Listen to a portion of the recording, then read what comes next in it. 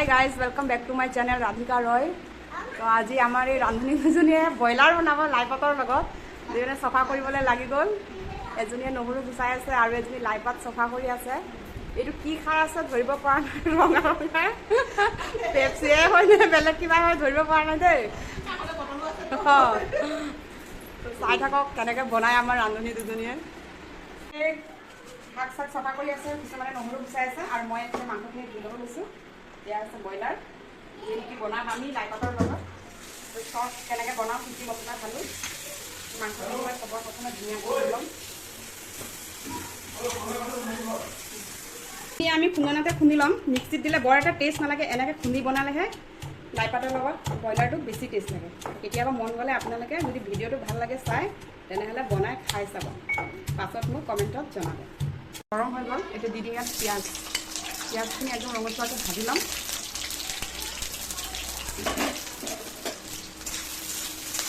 পিঁয়াজখিনি একদম ধুনীয়াকৈ ভাজি ল'ম। বহুতে বহুত ধৰণৰ বনায়, আমিও এনেকুৱা ধৰণৰ বনাওঁ, বহুত ভাল লাগে। ফাৰ্ষ্ট টাইম খাইছিলোঁ এজনী লগৰীয়া ঘৰত, খাই কিনে বহুত ভাল লাগিছিলে। তাৰপাছত আৰু ঘৰতে ট্ৰাই কৰোঁ মানে বনাই খাওঁ, খুব ভাল লাগে। পিঁয়াজখিনি ধুনীয়াকৈ ৰঙা হোৱালৈকে ধুনীয়াকৈ ফ্ৰাই কৰি ল'ম। এয়া মোৰ পিঁয়াজখিনি ধুনীয়াকৈ ফ্ৰাই কৰা হৈ গ'ল। এতিয়া মই ইয়াত দি দিম মাংসখিনি। ইয়াত ধুই থোৱা মাংসখিনি ধুনীয়াকৈ দি দিম। মাংসখিনি আমি ধুনীয়াকৈ ফ্ৰাই কৰি ল'ম।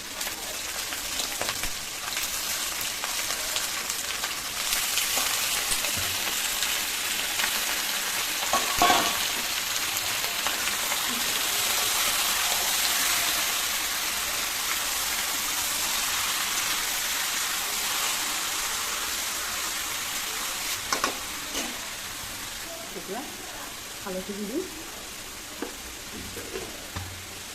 আৰু এইখিনি দি দিম নিমখ।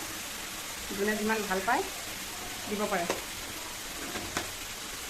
এতিয়া আকৌ ধুনীয়াকৈ হালধি নিমখখিনি মিক্স কৰি ল'ম। হালধি নিমখখিনি মিক্স কৰি অলপ দেৰি এনেকৈ ফ্ৰাই হ'বলৈ ৰাখি দিম।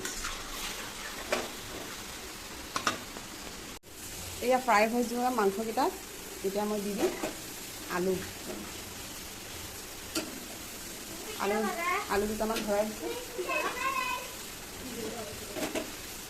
এতিয়া আকৌ ধুনীয়াকৈ মিক্স কৰি ল'ম। মিক্স কৰি আলুখিনিও অকণমান ফ্ৰাই কৰি ল'ম মাংসৰ লগতে। অকলে বনাবলৈ বহুত অসুবিধা হৈছে, সেইটো কাৰণে কেমেৰাটো এবাৰ এফালে গৈছে এবাৰ এফালে গৈছে দেই, নোৱাৰিছোগৈ। এতিয়া মাংসখিনি আলুখিনি ফ্ৰাই হৈ গ'ল। এতিয়া আকৌ দি দিম ইয়াত খুন্দি থোৱা জলকীয়া, আদা, নহৰু আৰু বিলাহী, আৰু তাৰ লগতে অকণমান দি দিম ইয়াত ৰেড চিলি, অকণমান কালাৰ হ'বলৈ। কাৰণ কেঁচা জলকীয়া দিছোঁ, সেইটো কাৰণে কালাৰটো ভাল নাহে। একদম দি দিলোঁ ৰেড চিলি, আৰু দি দিম ইয়াত অকণমান হালকা আছে ধনিয়া পাউডাৰ আৰু জিৰা পাউডাৰ। বেছি নিদিওঁ, হালকা দিম। এতিয়া গোটেইখিনি ধুনীয়াকৈ মিক্স কৰি দিম। মিক্স কৰি আকৌ ধুনীয়াকৈ ৰঙচুৱাকৈ ভাজি ল'ম। বিলাহীখিনি গলিব দিম আৰু মছলাখিনি ধুনীয়াকৈ মিক্স হ'ব লাগিব।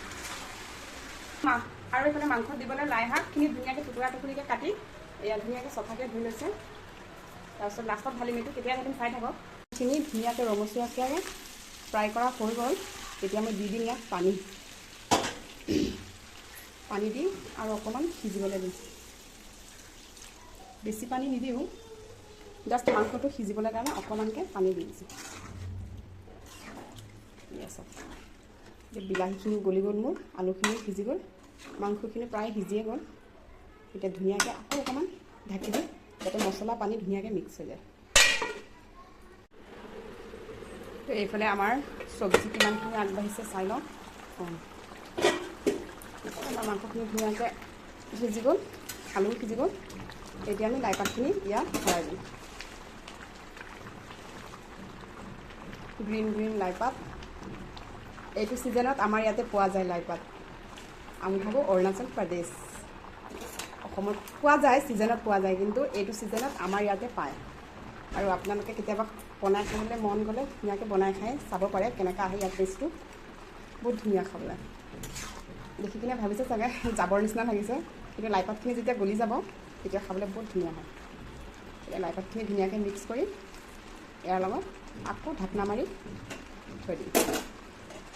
লাই পাতখিনি অকণমান সিজক আৰু গলি যাওক। আকৌ এবাৰ চাই লওঁ আমাৰ চব্জিখিনি কিমানটো আগবাঢ়িছে তাৰপৰা লাই পাতখিনি ধুনীয়াকৈ সিজি গ'ল এতিয়া আমি গেছটো বন্ধ কৰিব পাৰোঁ কেনেকুৱা লাগিলে মোৰ লাই পাত আৰু ব্ৰইলাৰ মিটৰ ৰেচিপি এবাৰ কমেণ্টত জনাব আৰু কোনে কোনে খাই পাইছে এনেকৈ তেহেঁতলোকেও জনাব আজিলৈ খাই নাই পোৱা তেহেঁতলোকে বনাই খাই চাব খুবেই ভাল লাগে টেষ্টি লাগে তো এতিয়াৰ কাৰণে গেছটো বন্ধ কৰি দিছোঁ হৈ গ'ল ঢাকি থৈ দিম এইফালে আমি চবেই বহি গ'লোঁ খাবলৈ এইফালে দুজনীয়ে ওলাই দি আছে এইফালে এজনী এইফালে থাকিলে আমাৰ ব্ৰইলাৰ আৰু লাই আৰু এইপিনে আছিলে মাছ টেঙাৰ লগত কচু দি বনাইছে আৰু এইপিনে আছে এইটো শুকান মাছৰ চাটনি এইপিনে নিমখ পানী আমি চবেই বহি গ'লোঁ খাবলৈ বাই বাই